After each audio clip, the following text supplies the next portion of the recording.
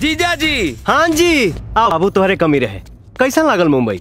जीजा जी, हाँ? 5-10 दिन में हमरा मुंबई समझ में आई ना। हाँ? हमरा तो बुझाता 1-1.5 महीना एजा रहे के पड़ी मुंबई समझे खातिर। अजान तनी का भइल, एक जगह के नाम पूछनी इनका से कि नाम का ही जगह के, तब बताओ तोरे अंधेरी रहे बहुत उजाला। एगो और जगह के नाम पूछनी कि जगह के नाम कहा, तब बतैले बांदरा, एको को बंदर नहीं खे लौकत। अजान तनी एक जगह तो नाम बतौले गोरे गाँव, एको को अंग्रेज लौकल नहीं खे। जीजा जी, इनका समझाई थोड़ा। हमरा के ऐसा वैसा आदमी समझता रहे। दिन भर में 4-5 बार हमरा से पूछ ले बारे का कि चला कहता रहे कि चला तारा के हम माल दिखावत नहीं। नाश को दी हमरा के ही। कैसन माल रे? हमरा मुंह पीछे भड़वइयो करत रे का? ना सर। हाँ? मॉल कहला पे माल समझाता रे, बुझाते नहीं कि पागल हवे कि घर से भागल हवे।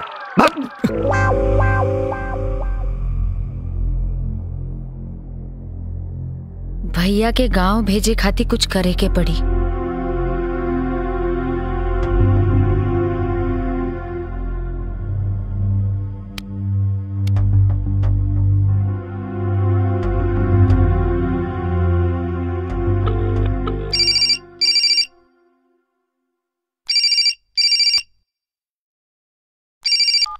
हेलो।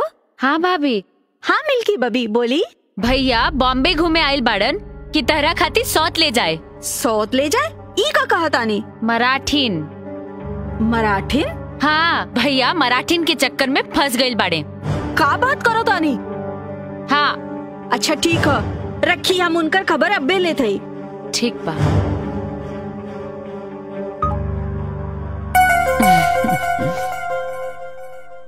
कतना कम कपड़ा पहना ताड़ू तहनी लोग।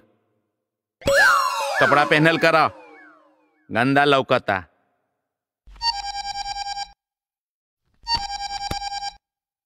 अरे बाप।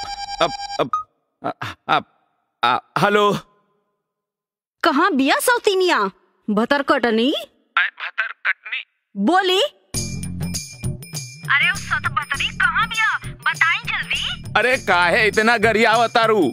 देर साधु मत बनी, समझली ना? मराठीन के साथे खूब मजा आवता ना रहुआ के। मराठीन? मराठीन। चुपचाप घरे आवत आनी रहुआ कि हम आ जाई बॉम्बे। ना ना ना ना ना, हम आवतनी काल के काल आवतनी। काल नहीं आजवे आई ना, काल के काल टिकट न मिली। काल तो काल पक्का ना तो हम बम्बई आ जाए। हाँ ना ना, मुंबई आवे की जरूरत नहीं के। ना ना ना ना, हम आवतनी जी। हाँ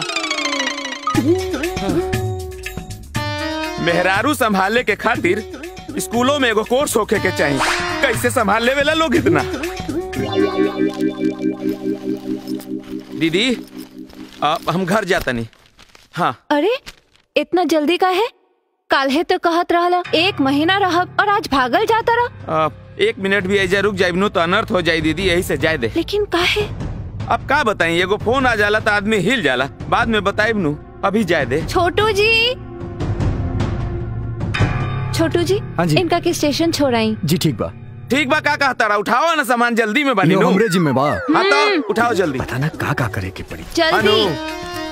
अब दीदी हम फोन करता नहीं बाद में, मामला बहुत बिगड़ गई बा। का बताई, मेहरारू पगला गई बिया। का हो गई?